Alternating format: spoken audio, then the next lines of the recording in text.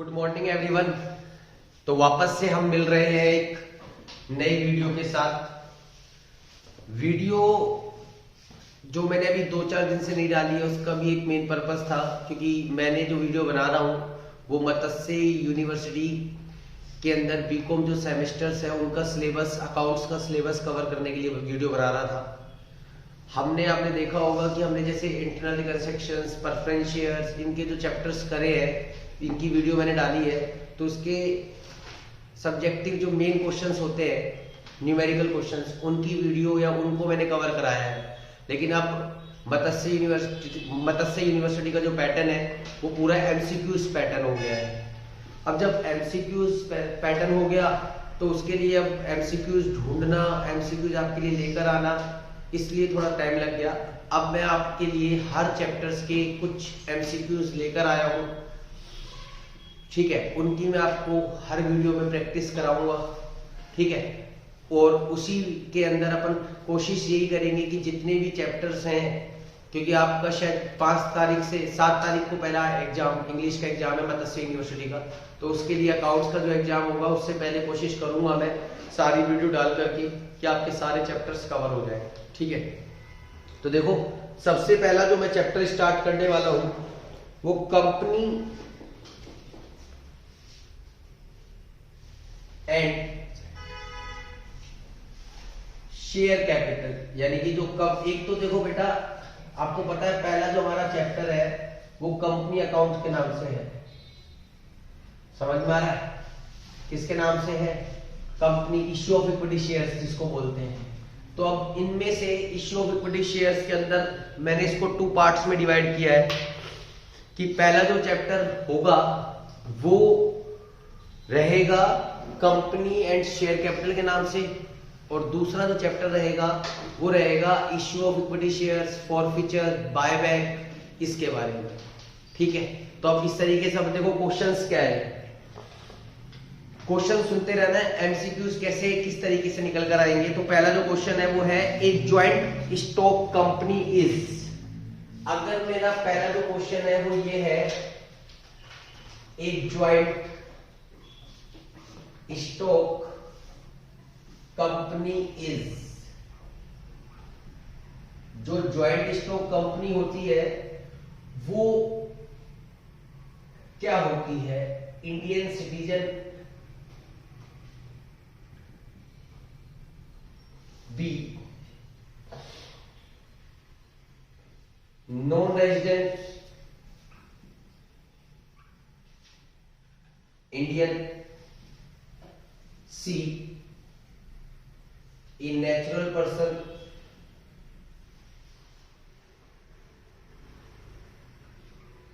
और D legal artificial person.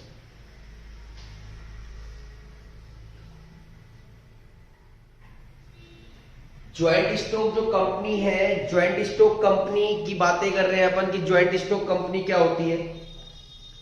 अब joint stock company क्या होती है अगर बातें करें, इंडियन सिटीजन होती है, दूसरी नॉन रेजिडेंट इंडियन होती है, या एक नेचुरल पर्सन होती है, या लीगल आर्टिफिशियल पर्सन होती है। तो याद रखना, ज्वाइंट स्टॉक कंपनी जो होती है वो लीगल आर्टिफिशियल पर्सन होती है, क्योंकि आपने पढ़ा था separate legal entity concept. Separate legal entity concept हमें बताता है कि कंपनी मतलब बिजनेस और बिजनेसमैन दोनों सेपरेट एंटिटी है। समझ में आ रहा है? अब सेपरेट एंटिटी है, यानी कि जो कंपनी होती है, जो बिजनेस होता है वो एक आर्टिफिशियल पर्सन होता है। कौन सा होता है? Artificial person, right. साथ में लीगल आर्टिफिशियल क्यों बोला गया? क्योंकि ये रूल्स एंड रेगुलेशन जो लॉ के अंदर जो प्रोविजंस है उनको फॉलो कर जब एक कंपनी इनकॉर्पोरेटेड की जाती है, तो इसलिए एक ज्वाइंट स्टॉक कंपनी क्या होती है? लीगल आर्टिफिशियल पर्सन होती है। नेक्स्ट क्वेश्चन देखो एक बार, नेक्स्ट क्वेश्चन क्या है? नेक्स्ट क्वेश्चन है न्यू कंपनी एक्ट। दूसरे नंबर का क्वेश्चन देखो बेटा, new company act was passed in the year। नया कंपनी एक्ट कब पास हुआ था? ए 2013, बी 1961, सी 1956, डी 1947। समझ में आ रहा है? तो याद रखना, जो पुराना कंपनी एक्ट था वो 1956 था, और न्यू कंपनी एक्ट जो लॉन्च हुआ था, नया कंपनी एक्ट जब आया था, जब लॉ चेंज हुआ था 2013। सेम यहां पर लीगल आर्टिफिशियल पर्सन। समझ में आया? नया कंपनी एक्ट कब आया था? 2013 के अंदर आया था। आगे देखो, मैं आपको बता रहा हूं किस तरीके से आपके क्वेश्चंस आ सकते हैं, उनके बारे में अपन बातें कर रहे हैं। नेक्स्ट,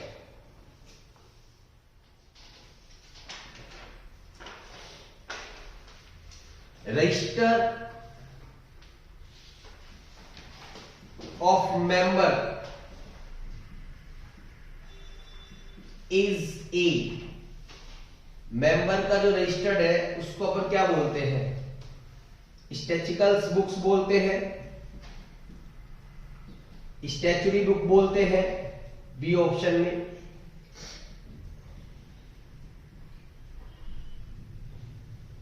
सी ऑप्शन नन, और डी ऑप्शन हमारा बोथ। तो बेटा जो रजिस्टर ऑफ मेंबर है, मेंबर्स का जो रजिस्टर मेंटेन किया जाता है उसको अपन क्या बोलते हैं? स्टैच्यूटरी बुक्स बोलते हैं। नेक्स्ट, एक सबसे इंपॉर्टेंट क्वेश्चन ये भी आ सकता है आपके एग्जाम में, क्या? Definition of a public company. बेटा ये वो क्वेश्चंस बता रहा हूं मैं जिनके अंदर अपन को ज्यादा चीजें बातें नहीं करनी है, ये हमें पता होना चाहिए। Definition of a public company is, क्योंकि मैं इसके भी प्रैक्टिकल क्वेश्चंस भी कराऊंगा आपको, और जो प्रैक्टिकल न्यूमेरिकल जो क्वेश्चंस होंगे वही इस तरीके से क्वेश्चन एग्जाम में पूछे जाएंगे। Definition of a public company is given the Indian company act 2013। ये कह रहा है कंपनी, पब्लिक कंपनी की जो डेफिनेशन है वो इंडियन कंपनी एक्ट किसके अंदर दे रखी है? Section 2 subsection 19, section 2 subsection 20, section 2 subsection 21, section 2 subsection 22। तो याद रखना बेटा, पब्लिक कंपनी की जो डेफिनेशन है वो किसके अंदर दे रखी है? पब्लिक कंपनी की डेफिनेशन हमारे को दे रखी है किसके अंदर? पब्लिक कंपनी की डेफिनेशन हमें सेक्शन 2 सबसेक्शन 20 के अंदर दे रखी है। समझ में आ रहा है? ये कह रहा है कि जो नया कंपनी एक्ट 2013 है इसके अंदर पब्लिक कंपनी की जो डेफिनेशन है वो किस सेक्शन में है? तो किस सेक्शन में है? सेक्शन 2 सबसेक्शन 20 के अंदर गिवन है। आगे चलो, आगे देखो बच्चों, और कैसे क्वेश्चन पूछेंगे आपसे। ये कह रहा है जो कंपनी है वो क्रिएटेड बाय, एक कंपनी को क्रिएट करते हैं किसके द्वारा? एक कंपनी इज क्रिएटेड बाय, एक कंपनी इज क्रिएटेड बाय, एक कंपनी इज क्रिएटेड बाय, किसके द्वारा क्रिएट करते हैं?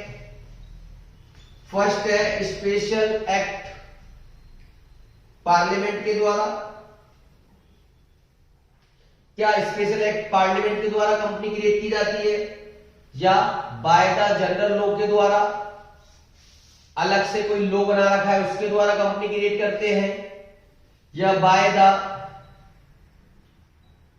स्टेटस ऑफ मेंबर्स के द्वारा,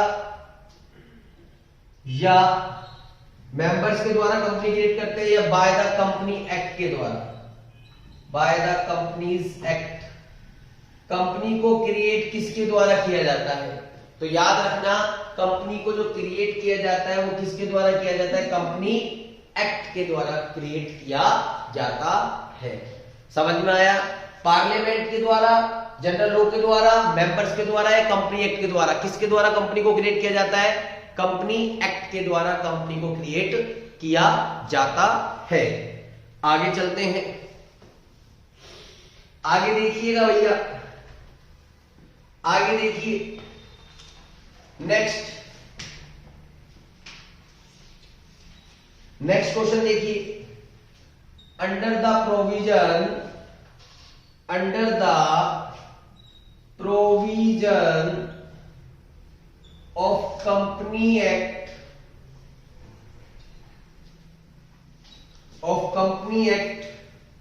2013 एक कंपनी कैन इश्यू, ये कह रहा है 2013 के प्रोविजन के अकॉर्डिंग क्या एक कंपनी इक्विटी शेयर इशू कर सकती है,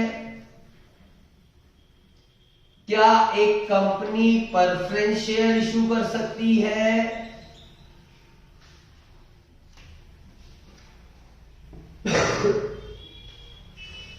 सी क्या एक company preference shares and equity shares and sweat equity shares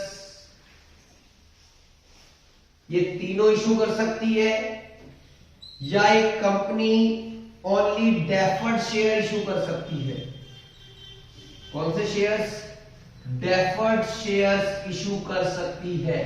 ये कह रहा है जो कंपनी एक्ट 2013 है, कंपनी एक्ट 2013 के प्रोविजन के अकॉर्डिंग, कंपनी एक्ट 2013 के प्रोविजन के अकॉर्डिंग एक कंपनी क्या इक्विटी शेयर इशू कर सकती है, क्या प्रेफरेंस शेयर इशू कर सकती है, या दोनों, प्रेफरेंस इक्विटी दोनों साथ में स्वेट इक्विटी शेयर भी इशू कर सकती है, या फिर ओनली डेफर्ड शेयर इशू कर सकती है।